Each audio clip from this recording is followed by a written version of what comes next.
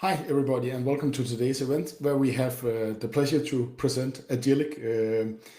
Joining us from the company and to help us through this presentation, we have Emma Gursoy, CEO.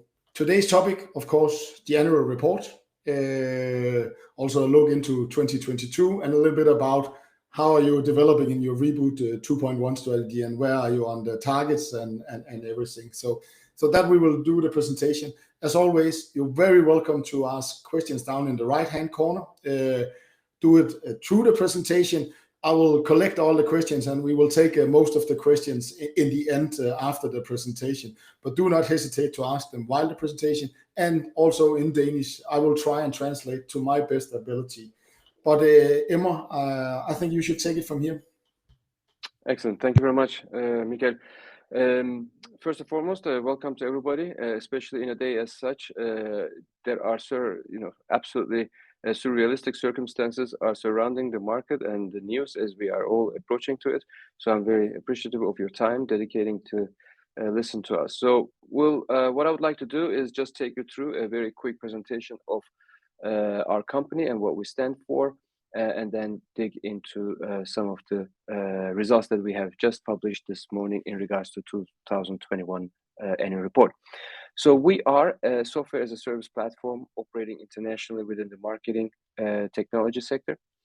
Our product is an omnichannel marketing automation platform, empowering brands to work with data-driven insights to create, automate, and send personalized communication to millions. Through this activation of first-party data, our clients maximize the value of every customer experience with higher conversions, high retention, and increased customer lifetime value. So that's our main focus and the offering of our platform. Our client engagements, they cover across a broad penetration across multiple industries: retail, finance, travel and hospitality, technology and cloud, entertainment and gaming, energy and utility. It's a very broad portfolio. We have completed 2021 with 97 clients altogether, with a total ARR of 55.7 million Danish krone. Almost 100% of our revenue is generated through license fees and direct ARR subscriptions. And we have been in the NASDAQ First North market since 2018. If you look at our company's footprint, we are headquartered here in Copenhagen, and then we have sales teams in Berlin, Malmö in Sweden, Oslo in Norway, also development teams outside of Copenhagen. We also have them in Romania, in Cluj, and in Kiev in Ukraine.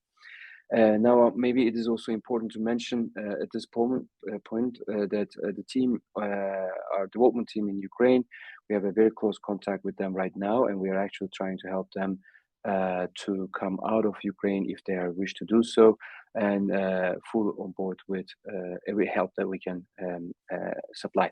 In the meantime, I also want to mention that there are no risks on our business in that sense that our development team's engagement from there do not bring any risk for our business, but from every other aspect, we will be doing everything we can to help them during that tough period.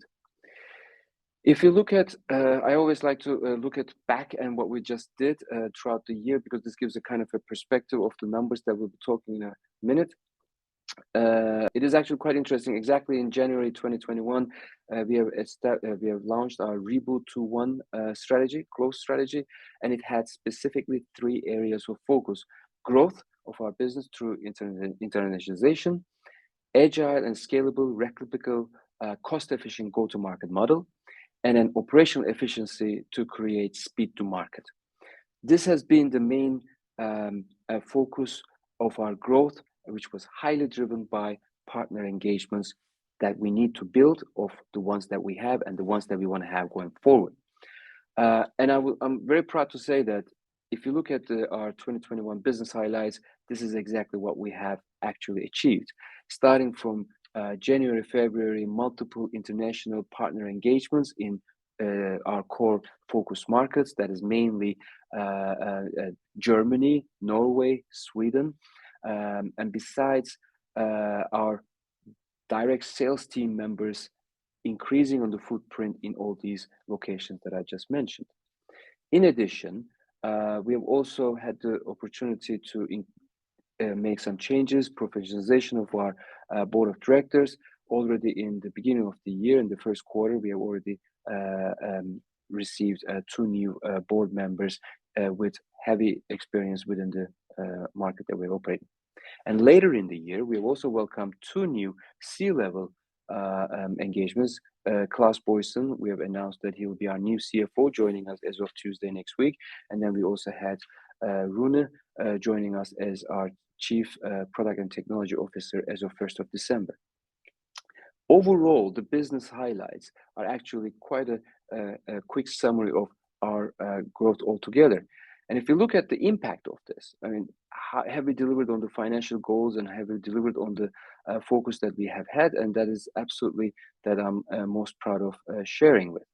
We have had all the way from the beginning of the 2021, 3 main financial goals: double-digit percentage growth rate in our ARR subscriptions, positive EBITDA, and positive cash flow from operations. And in 2021, we have managed to complete the year with 52.8 million revenue, and below you can see 2017 forward year-on-year development of our revenue, and our EBITDA that we have a second year in a row that we are achieving a positive result and based on of our aim. And on the right side you can see our total ARR development year-on-year with final reach of 55.7 million altogether. All 3 financial performance parameters are increasing year-over-year, and this is exactly as what we have predicted on our guidance, and very happy that we have able to achieve that. If we get into a bit more details into the numbers of our I have 2 pages here that I would like to give you a bit of a perspective. The first one is focused on financial highlights, second more on the SaaS highlights. On the financial highlights, I think the top line improvement parts that our revenue increased 4% throughout the over year and 11% in Q4 alone. The main reason for a higher revenue growth on the Q4, it's basically the number of clients that we have been gaining throughout the year has increased as of the end part of the year, which gave us the higher revenue increase, which is very good because this will give a full impact in 2022. Our gross margin is slightly decreased from 88 to 85%. Our adjusted employee cost transferred to capitalized development costs. So the employee cost declined slightly from 9.8 to 29.3. It's almost the same.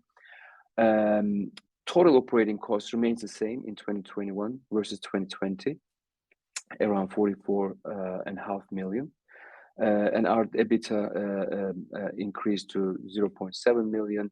And again, our focus is keeping ourselves on a positive EBITDA and slightly investing everything back into our main business in how we can actually invest back into sales and technology, which I'll come back next shortly. And finally, that we have completed the year with a solid cash position of 20.6 million in the bank, which also ensures that we do not have any further financing needed in the next period that we are looking into. If you look into the SaaS highlights, now as of end of December, our total ARR amounted to 55.7 versus 46.5 million last year. That's a 9.2 million increase year on year, around 20%. Whereas 12% of this one comes from our subscription, and 72% of this contribution comes from our transactions. The reason that the transactions are showing tremendously high, one of the reasons is naturally 2022 was a COVID year, and the transactional part of our business highly depend on the market situation, and that kind of showed that the market is going back into moving into the new environment. And I think the market is coming into a bit of a normalization. As I'm saying this, we're also experiencing a different situation right now, but I'm hopeful that this will have a much less of an effect in the market than what we have experienced in 2020. There are a couple of elements that I would like to highlight on our SaaS metrics. So I mentioned earlier that the number of clients now up to 97. Our net retention rate is now over 100, which is a very confirming fact that our efforts in regards to retaining our clients, growing and working with them is showing a good results of our customer success team's engagement. Then we have two specific parameters that we keep a quite close eye on. One of them is the customer acquisition cost. I'm very happy to see the result is now down to 300,000 crowns on customer acquisition cost, which is basically quite a low amount, is knowing that our average AAR is double as much. So when we have a business of gaining new clients are costing half of our on AAR average, that's a very solid positioning for us, and we want to keep it low. But we also believe that this is as low as it can get from our point of view. If you look at the months to recover customer acquisition cost, that has also declined down now to 8 months. From it was earlier 18 months 2 years ago, 12 months last year, and now in 2021 we are coming out with 8 months, which is another aspect of a strong focus of our efforts in the growth journey. Emma, if I can ask just a short question. There was a question out there in the boxes on the churn. I know you don't give that. I can also see net retention. I couldn't find the reporting, so very nice to see a development here that you're actually having that. Can you give some kind of a comment on churn, or is there a reason why you're not giving that? It's a normal parameter. Is it too hard for you in a changing world or in changing to give? So any comments on that, if possible, Emma? Absolutely. The reason that we have chosen is basically the decision that has been agreed within the board of directors, that the reason that we do not share the churn numbers is that the term definition of churn in the market is different from one SaaS company to another. One of the reasons for us to go into these specific parameters that we are referring to with the number of clients that we have year on year, it is not very hard to make these calculations if one chooses to do so. But I can tell always that I always say the same. Our main focus is to keep churn below 5%. That's our main focus, and that is the global SaaS company success ratio. If you can keep your churn below 5%, that's a fantastic business, and that's our aim. That's we measure it very closely, and we work with that very closely. So that is our benchmark, and we try to get that one throughout the year. And net retention rate is one of the elements of signaling where we're aiming. Now I'm a little bit cheeky, Emma. Did you succeed this year? I mean, if I would be able to give the numbers, I would share them right away. But we are. Okay. I can assure you that it is one of our key focus areas, and net retention rate is then again, as I'm saying, is a very good way of looking at it. That it is actually in the right direction. Of course. Right. But let me just give you a bit more examples on some of the other bits of the, for example. The growth trajectory looking forward. So how do we see the growth? Because this is it's a part of the churn conversation or net retention rate conversation is highly dependent on this. So the way that we look at it is, as I mentioned earlier, that we have the 3 financial goals that we work with: double-digit percentage growth, positive EBITDA, positive cash flow. Now, these 3 elements are actually a combination of our growth, but not all of it, because the full picture is defining through our work with our existing customers and retaining them and growing them and eliminating churn. So these are multiple elements working together. Now, it is also very important to mention that since 2 years ago, we have focused 100% to our technology development and no other professional services coming out of our business. And we are working very closely with our partners. So our partners' success and their help on retaining clients within our portfolio for a long-term journey is a very big part of the strategic decision and the results of it. What we are aiming now with 2022 guidance that we are aiming for, and which, by the way, let me just mention that we have shared this guidance already in 2021. So it is the same guidance that we are following. We're just detailing a bit more with the subscription and the transaction part of our guidance details. Now, when we look at our guidance that we are moving for a total ARR of 65 to 70, in spectrum of 65 to 70 million crowns. Of that amount, 56 to 60 we're expecting to come from subscription part of it, and 9 to 10 million from the transaction part of it. Now you might ask yourself, if you're increasing your number of clients, and if you're increasing your moving into a new year, and you're already achieving a transaction of this amount, why don't you guide that one also higher? The reason that we have chosen to do so is, one of them is the current circumstances, and the second thing is that we would like to have a good upside moving forward in the year. So our main growth we are aiming is through the subscription part of our business, which is basically the main focus as we keep an eye on it. Our EBITDA, we are keeping it as -3 to +3 million. Now, again, one question might be, didn't you just say that positive EBITDA is the main focus? Yes, it is. And we are aiming, and we are highly focusing on that. But in the meantime, we are a growth company. Even if it happens that there is a tremendously interesting opportunity ahead of us where we need to make an investment in the short term for a long-term payment, there is a possibility to do so. And that is the allowance that we have been guided from the board of directors, which is a very appreciative approach from our side of it. Now, moving into the trends of this. So how does this all come together in regards to the growth trajectory versus the year-on-year growth? We see a very solid growth trajectory as we go through across all parts of our business. Now, why is this giving us? I always like to look at trends rather than just solid areas, is because we have established a very solid team, a very solid strategy that has already shown its results to us, and we are moving forward with the right direction. So I believe that we're on the right track of achieving our guidance, and most likely and hopefully beyond that one. Now, how is the market doing?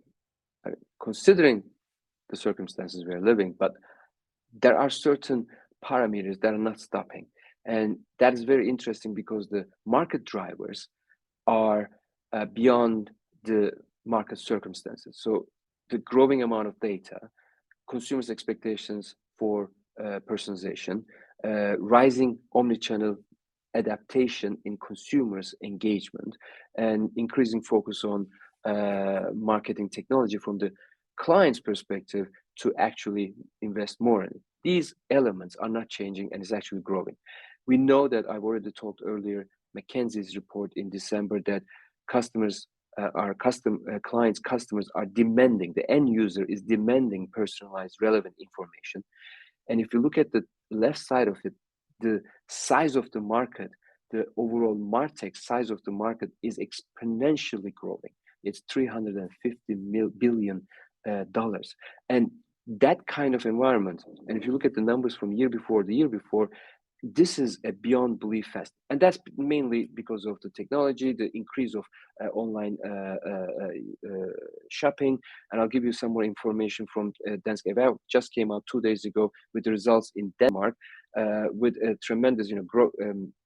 I think the numbers are record across the board. If I remember correctly, it was around 180 billion Danish krone. Online shopping has now getting to a whole nother level. And we are very fortunate to work with, as you all know, Matas. It's the second biggest company within the online space with, if I remember correctly, around 2.5% of the overall online shopping goes through Matas. So these are the beacons, these are the examples of online shopping successful companies and what they're driving. And that's only 2%. If you imagine the rest of the companies catching up the same level, it's a whole different level of engagement and market size.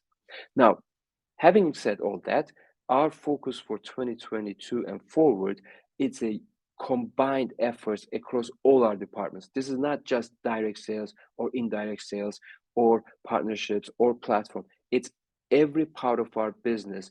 It's contributing to our growth journey altogether. And this is a very important part of it because everyone adds another value.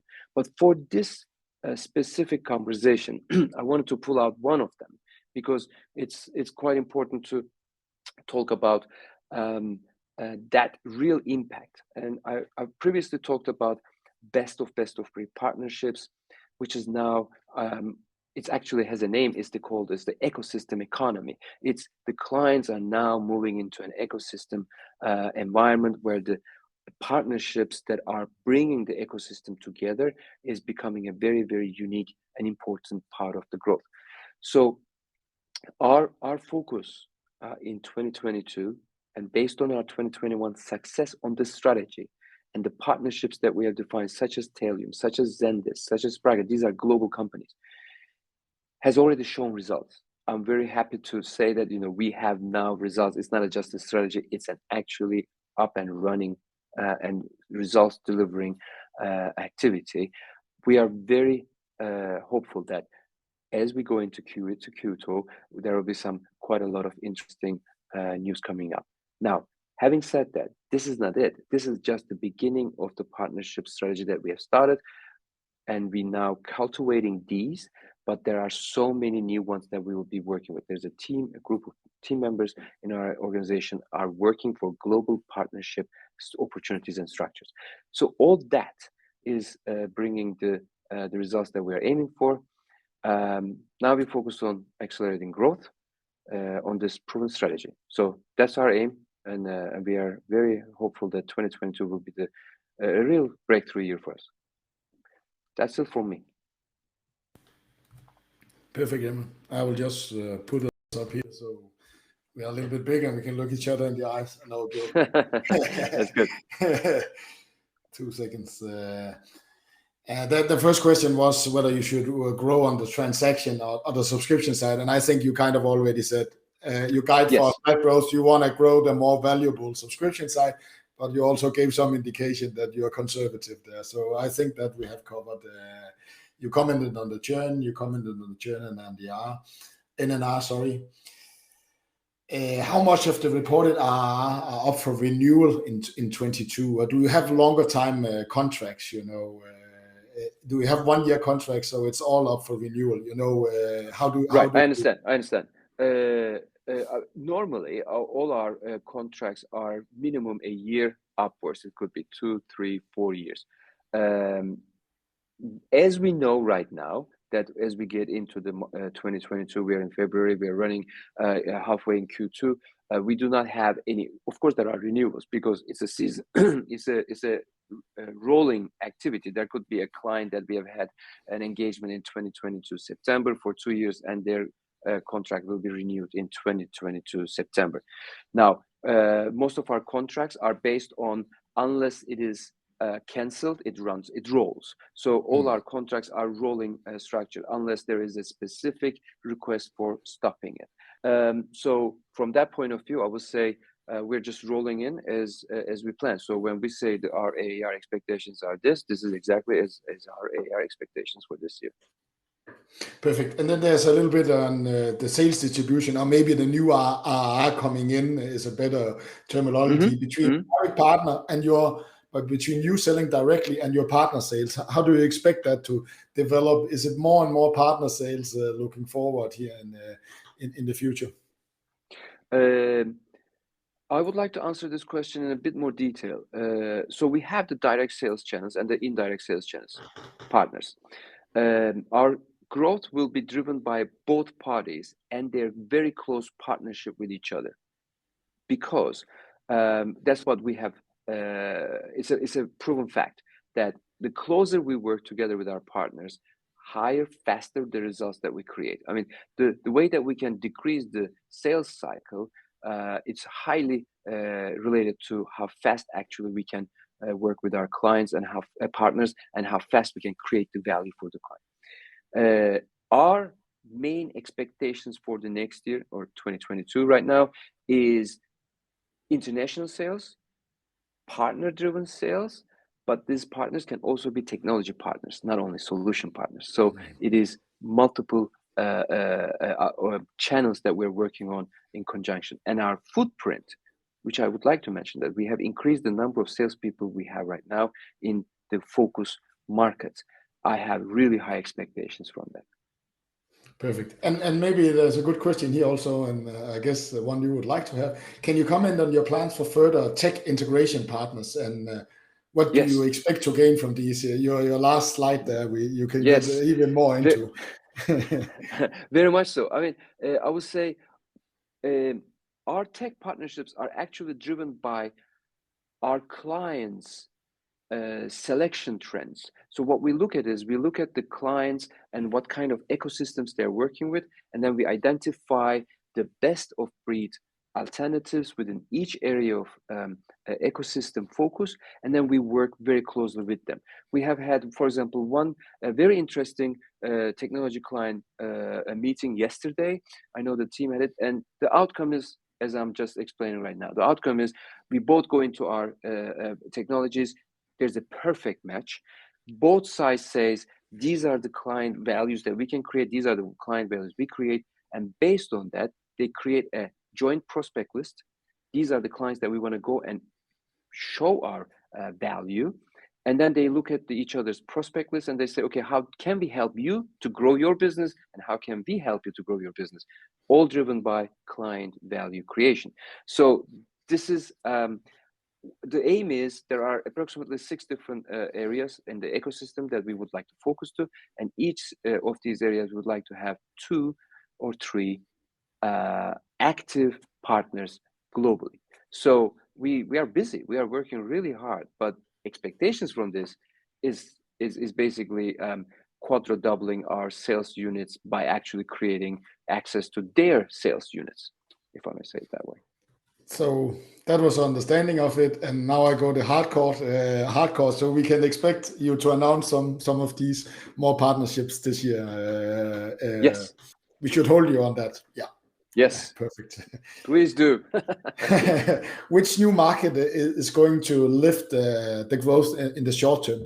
You are going more and more international, but you are still a little bit not biased, but you have the home market. Are you both expecting the home market or the Nordic region or the international market to help you lift the growth in the coming years? I mean, I will say, when I say home market, for us, home market is Denmark. I mean, because when we travel to Norway, when we travel to Sweden, the markets are different, the players are different, the market conditions are different.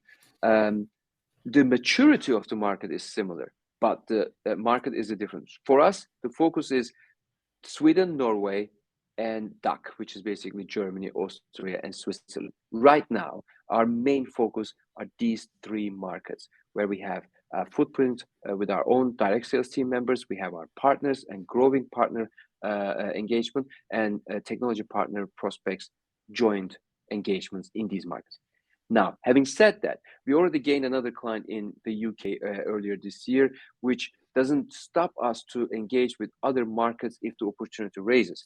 But we want to make sure that we deliver in the core markets first, and then we move collectively. But in the meantime, if we have a technology company partnership that allows us for a quick engagement already in a market that we are not active, I mean, I can say that, for example, we gained a client from Spain last year. We're very happy about. They're very happy about it. All our solutions, everything is running forward. But that doesn't change the fact that we are not going to focus on Spain right now, because we have other areas we want to lock down first.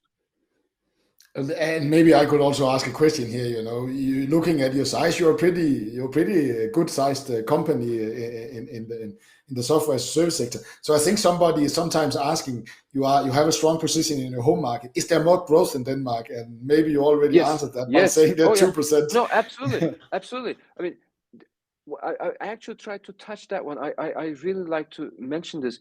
There's a tremendous opportunity. It's an untapped area. I mean, really, Denmark might be mature, but if you look at the number of companies who are really mature on utilization of their own data, marketing automation, creating relevant and continuous messaging with their customer base, it's very, very small part of the companies that we're looking at. So tremendous opportunity. So do not misunderstand me. Our focus is absolutely intact in Denmark, but our real growth will be on the international side. It's both. We are running very focused highly on that one. And maybe you can explain this. You normally expect a slowdown in the transaction side in Q1. Maybe just elaborate a little bit on, is that your Sure. customers' activity or? Sure. What we do is the way that we calculate our transactions is basically we look into the last 3 months and we take the average of that one and we build our base of expectations for the future on that one. So what happened is there's a transaction, transactions always have seasonality. When you have a slower spring and slower summer, and then you have a high Q3, Q4 because of, Black Friday, and then you got Christmas, then you got sales period and so on. So there's always a kind of an effect. So the reason that we wanted to keep transactions kind of stable, let's just see first and foremost the couple of quarter trends of increasing transactions, and then we can go back and always adjust it accordingly. So that is the main reason of why we're keeping transactions low for the moment, because we know that it will only go up. So that will, as long as the market conditions are stable. Stable is the key word here. And then there's a question here. You're calculating around 10 million. You are expecting to grow your ARR, but your EBITDA profits might still be negative or slightly more positive than last year. So you are expecting to grow your investment in this year in that sense. That's kind of the question here. Or what? Or are there any swing factors? Are you expecting late year to get the ARR so they don't affect your P&L here? So maybe you can comment a little bit on. Absolutely. I can also comment on that one.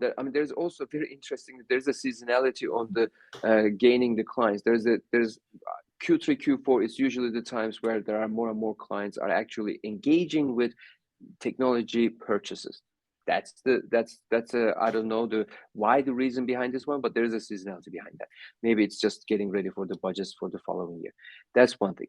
The other thing is, as you mentioned, is that our growth is highly. The reason that we grow and then we invest, that's a continuous circle, and what we're investing on is sales and technology. So continuously we are increasing our technology team members and our development focus, and in the meantime having more footprint on the sales team, and that those two are our key growth engines behind acceleration. So every time that we can have the opportunity to invest on it, we go back and invest. And that's exactly what we did in 2021. That's the whole thing. If you look at Q4 financial numbers, you will see that there's a cost increase versus the previous numbers. That is mainly because we are investing more and more every time we make the money, we invest back so that we can actually accelerate. And I will put in a question now, and you don't need to answer them, but you're actually looking into very, very healthy market growth. You are actually looking like your machine again is working. You are growing good momentum, and you have a very low acquisition cost. You have below industry standards on the payback time. My question is, you are still focused on seeing you have the money and investing and being profitable, but why? Maybe my question is, I don't know whether it's a little bit hard question, is that the right philosophy when you are actually seeing positive momentum in many ways, and other companies, you have a more aggressive growth strategy. I know they need to get cash for that, and that's not hard, but and that can be hard in these markets, but a little bit of your thinking about. Yeah, absolutely. You're absolutely right. But on the other hand, we are a company in a certain size, and we are not a new company. We didn't start the business a year or 2 years ago. There's a past of the company. So our focus is very, very much focused and around the strategy of agility, because as we are keeping our agile and fast ability to adjust to the market realities, we would prefer to be conservative, but be very quick for the opportunities that are served to us. So when we move forward, if we see the opportunity, it is the easiest thing to put, because don't get me wrong, just because we have these numbers, that doesn't mean we don't have ambitions.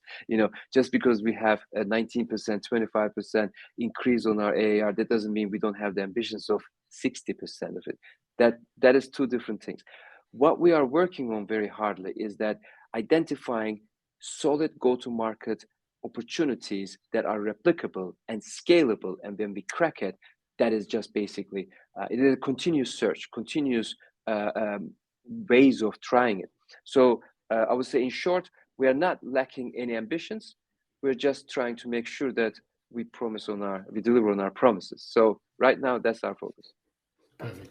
And there's a question here. Many of your competitors have been extremely aggressive in inviting their product offering or buying up companies, and Yeah. everything is getting cheaper. And I know it's not your cash balance is pretty healthy. Maybe your share price isn't showing what it should, or we can discuss that, so you could use that. But thinking about whether in a market where the companies like you has been very low priced, do you see any possibilities? Are you seeing competitors try to move in and buying companies, and could that be your strategy also? What you're thinking about the possibilities here in your space? Absolutely. Very right question. I think the main part of this is that this part of the business, I mean, this acquisition-based growth of certain competition is just a business model, and it has been there for a while, and it is going to continue. That's just the name of the game. But we are a best of breed company, which means that what we do, we are one of the best. And we continue to focus on being the best on what we are excelling, and then creating these partnerships with the other best of breeds to the client needs. I mean, I've spoken to so many clients of ours and prospects. None of them says that I would very much like to work with one system that has everything. Usually they say this because they are operating within a one throat to choke or one man to kill, those kind of terminologies of having one single focus and easiness of engaging these products. But easiness doesn't necessarily give you the best business value of your platform structure. So our focus is very much creating client successes and business success. That's where we come into. They're not. We always say that don't buy. There's nothing called like the best, the best product. There's something called best choice, because the choice that fits to your business, that delivers business value to you, is the right one. So our focus will continuously be that creating value for our clients, and when they choose us for that, then they got the right results that they're looking for, and that's been winning for us so far. And there's also the stay competitive. I don't know whether you already gave the answer that without buying it, you can create ecosystem with your technology partners. Is that also a thinking of you don't need to buy them, you can just create an ecosystem? Exactly. There. And here's another thing. There is no one client of ours has the same ecosystem as the other one. So imagine like there are a number of players in this, and the other one is exactly the different one. And how do you create one fits all opportunity that's for everyone? That doesn't work. So the reason is that we are creating these partnerships. We are agile way of integrating to other technologies allows us to actually faster engagements with the clients that we just met, and that is a very highly welcome value. And you have grown your number of clients to 97 this year, and in 2019 you had much less, and but you have almost had the same revenue, and if I remember, also the same ARR. So you've seen a decline in the average ARR on your client. Any comments on that and that development? Yes, I can actually. The main reason behind this one, as we went into Reboot 2 in last year in January, Reboot 21 strategy, one of our key focus and this scalable growth focus was that we will not do professional services any longer, which means that we will stop selling hours-based revenue generating activities. And that's we are channeling to our client partners, because we are working with the partners. They are the ones who are actually delivering the implementation, solutioning, custom-made solutions, integration opportunities. That's something outsourced. Now, why did we do that?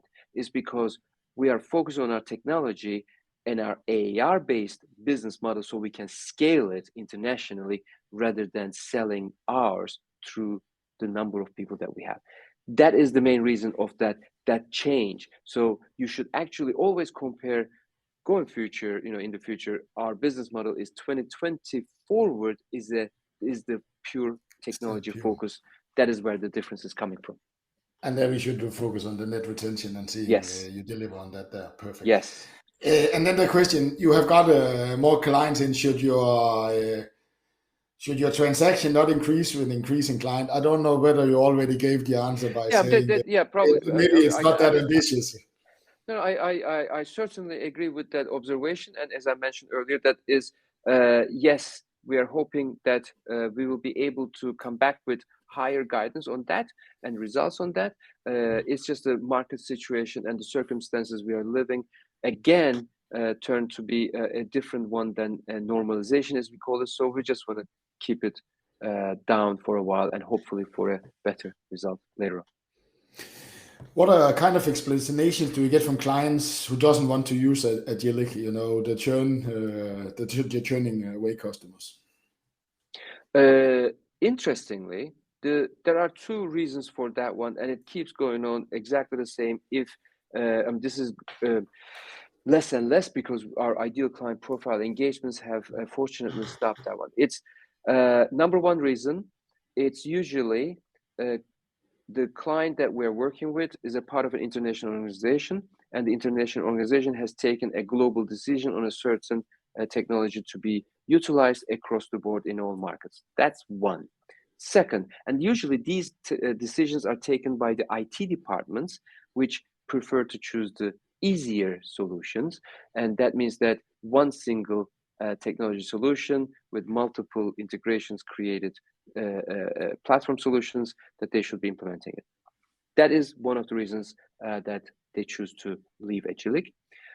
Or it's a client that has purchased Agillic solution with the technology a mindset of we are moving into this digital transformation, but they do not invested to the team members for implementing this digital transformation. They have not invested in partner engagements. So basically, they thought that buying this technology will make it happen. That doesn't happen. So usually these are the two main reasons. But fortunately, the second one is getting less and less because since we have established our ideal client profile, 100% focus on elimination of these kind of client engagements, because we prefer not to say, we don't sell to those clients. We know that they're not ready, that they might churn in 6 months or 12 months or 15 months. We prefer not to sell them now, but keep them in the engagement for a later sell. So that is one of the reasons for that. And then there's the other side. I asked whether you should buy, but are you an acquisition target? Your share price is not going up. There is consolidation in this industry. Thoughts of Absolutely. that? And are you for sale, as we say? I cannot comment on that one. That's the board of directors selection. But let me put it this way: the number of the interest out there for the receipt that I received from international connections from UK, Canada, US, for quite a lot of investors are highly interested in our business. Quite a lot of technology companies highly interested into our business. So we take every conversation. Because I always see that every opportunity is an unknown possibility for a growth opportunity. It could be partnerships, it could be investment. So I keep it always hot, all the lines across the board on international scenery.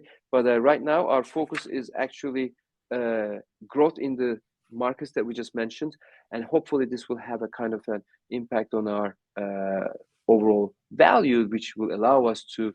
Because if you ask me, would you be interested to buy one or two certain technologies that you think that it will be possible? Absolutely.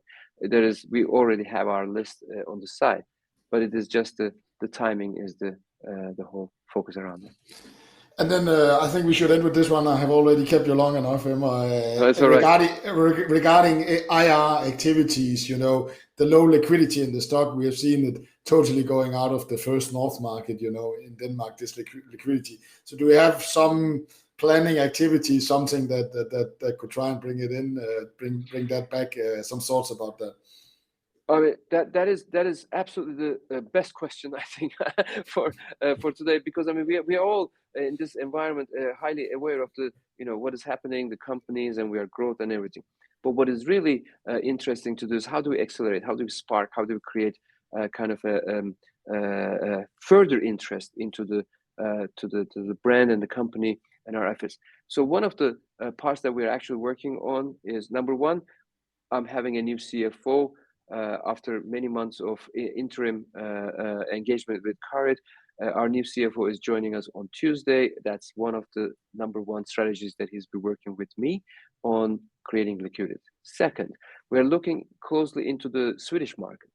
How do we create investors' attention to a company as such, as Agillic, and how do we engage with the Swedish market for creating kind of interest for creating the liquidity environment? There are multiple initiatives that we are working on. It's all towards that because now we have the results. Now we have a solid internationalization strategy. Now we have the results that are actually delivering on that one. So the next is actually bringing this further up. So that's all aim. Absolutely right. Perfect. I think I will leave you here. I had one more question, but I think 45 minutes. So we can't take more of your time, Emma. No so problem. No problem. Thank you to all, and thank you for a very good question. Thank you very much. That really got us good around. Have a nice weekend. Have a nice weekend. Thank you. Bye.